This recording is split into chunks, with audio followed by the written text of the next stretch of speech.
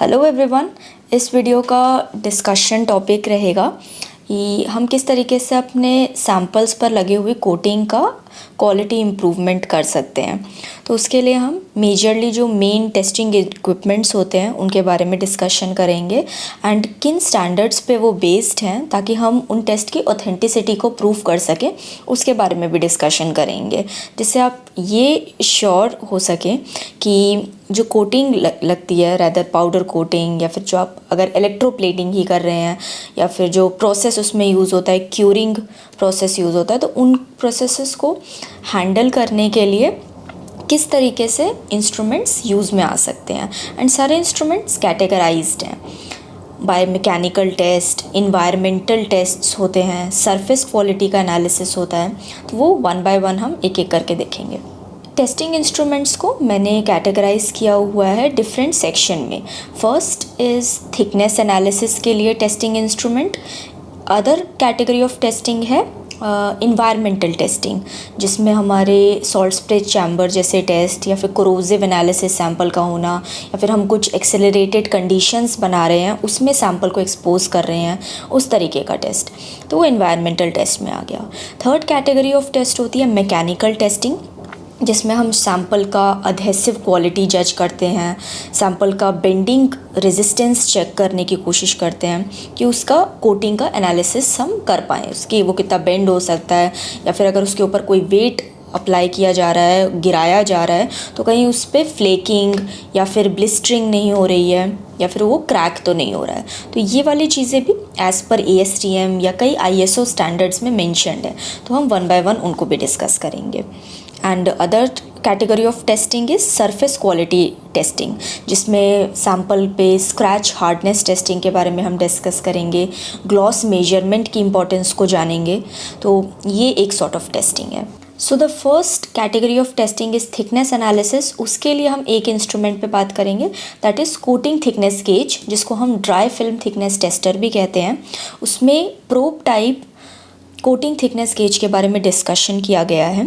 ISO 2360 eddy current principal को apply करके एक प्रोब टाइप थिकनेस गेज के बारे में डिस्कशन करता है, जिसमें हम सैंपल पर अनइवन या फिर इवन कोटिंग को जज कर सकते हैं।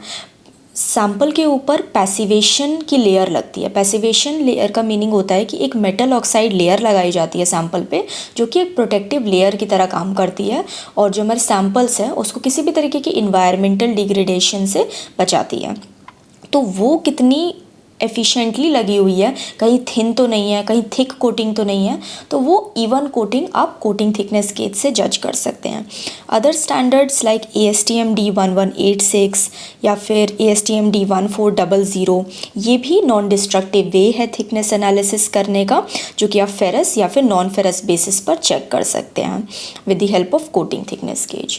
अब हम डिस्कशन कर लेते हैं about surface quality improvement for coating किसी भी सैंपल के ऊपर। तो उसके लिए इंस्ट्रूमेंट एक यूज़ किया जा सकता है स्क्रैच हार्डनेस टेस्टर, जो कि एक स्टैंडर्ड को कंप्लाई करके चलता है, दैट इज़ ASTM G171, जिसमें हम एक डायमंड टिप स्टाइलस को यूज़ करते हैं एंड जो हमारा कोटिंग है उस पर हम एक स्पेसिफिक नंबर ऑफ काउंट्स दे करके उसको स्क्रैच कराते हैं एक फिक्स्ड स्पीड पे, और ये चेक करते हैं कि कितनी बार ट्रैवल करने के बाद वो जो स्टाइलस है उसके ऊपर कुछ वेट अप्लाई किया जाता है और उस सैंपल के ऊपर स्क्रैच कराते हैं उसको।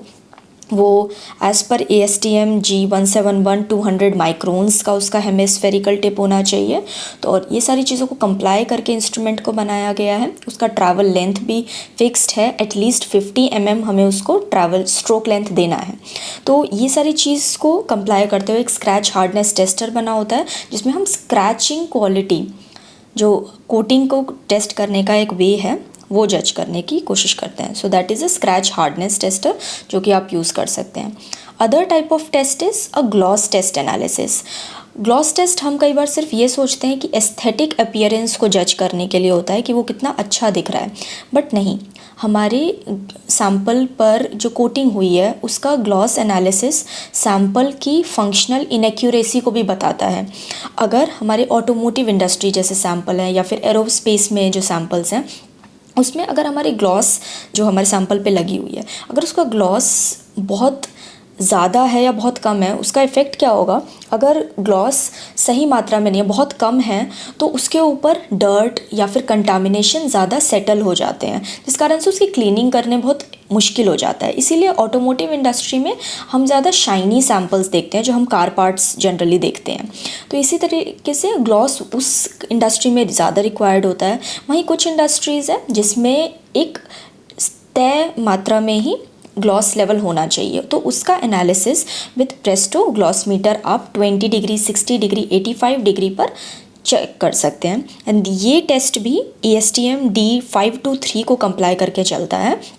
सो you can definitely go with a gloss meter, जिससे आप कोटिंग की क्वालिटी को जज कर सकते हैं। अब हम डिस्कशन करेंगे regarding some of the mechanical testings, जिसमें फर्स्ट जो इंस्ट्रूमेंट पे हम डिस्कशन करेंगे that is a coating adhesion test. Coating की जो अधेशन है वो सैंपल के ऊपर कितने अच्छी तरीके से लगी हुई है, उसको जज करने के लिए एक मेथड होता है that is cross hatch method, जो कि ASTM D3359 को कंप्लाई करके बनाया गया है। उसमें मेंशन्ड है कि हमें एक शार्प कटिंग ब्लेड लेना है, और जो हमारा सैंपल है उसके पर हम 2 इंटरसेक्शन लाइंस बनाएंगे। उसका भी एंगल कितनी लेंथ का बनना चाहिए वो सब कुछ डिफाइंड है स्टैंडर्ड में। एंड उसके बाद हम उसके ऊपर एक टेप अप्लाई करते हैं and with in 90 second tape को उस कोटिंग पर से हटा के देखते हैं। अगर टेप के ऊपर कोटिंग चिपक जाती है, वो कटर की वजह से जो हम मार्किंग्स करते हैं, तो क्या होता है कि अधेशन जो कोटिंग है वो टेप पर चिपक जाती है, या तो फ्लेकिंग होने लगती है, वो क्रैकिंग्स आने लग जाती हैं। तो अगर क्रैकिंग आ रही है या फिर टेप पर अगर कोटिंग चिपक रही है, तो इससे ये अंदाज़ा लगता है कि कितना अच्छी तरीके से या कितनी ख़राब तरीके से उस सैंपल के ऊपर कोटिंग अप्लाई की गई थी। अगर कटिंग करने के बावजूद, शार्प कटर से ब्लेड्स लगाने के बावजूद हमारी कोटिंग बाहर नहीं आ रही है, इट मीन्स बहुत अच्छी तरीके से इवनली वो कोटिंग लगी है। वहीं अगर वो क्रैक होके बाहर आ रहा है, फ्लेक्स उसके निकल के आ रहे हैं, टूट के बाहर आ रहा है, या फिर टेप पर वो चिपक जाता है, तो ये सारे पुअर कोटिंग क्वालिटी को दिखाता है।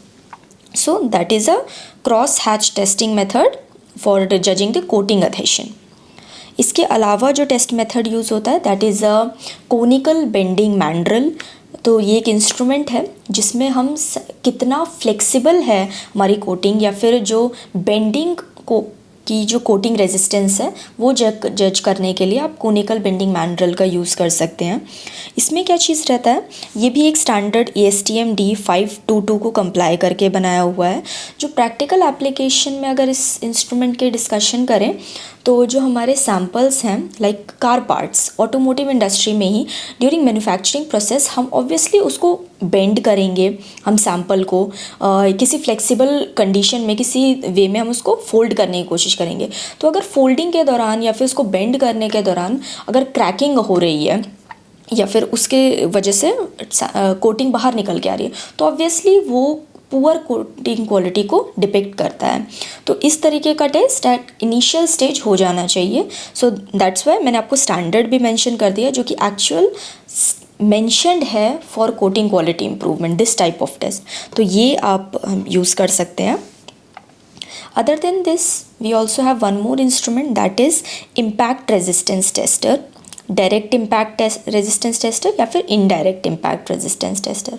इम्पैक्ट रेजिस्टेंस टेस्टर में जो हमारे ऑर्गेनिक कोटिंग्स हैं उनका हम क्वालिटी एनालिसिस कर सकते हैं। सैंपल को हम एक पंच के नीचे रखते हैं एंड एक वेट को हम एक सर्टेन हाइट से ड्रॉप करते हैं सैंपल के ऊपर, और अगर उस ड्रॉप वेट की वजह से सर्टेन हाइट से जो हम कर रहे हैं, अगर वो कोटिंग हट रही है तो इट मीन्स वो पुअर कोटिंग है। हर चीज़ उसमें जो हाइट है, वेट है, या फिर जो टिप है पंच का या फिर डाई का, वो सब कुछ स्टैंडर्डाइज्ड है।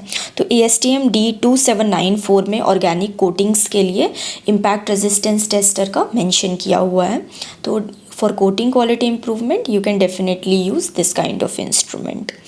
Last category of testing is the environmental testing, जो कि एक बहुत ही इम्पॉर्टेंट एनालिसिस है।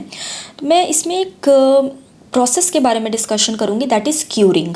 क्यूरिंग का मतलब होता है कि हम लिक्विड फेस के किसी मैटर को सॉलिड में कन्वर्ट कर रहे हैं, तो ये कोटिंग को करने का एक प्रोसेस होता है। तो वो आप किसी हीट बेस्ड मेथड से भी कर सकते हैं या फिर यूवी लाइट के मेथड से भी कर सकते हैं।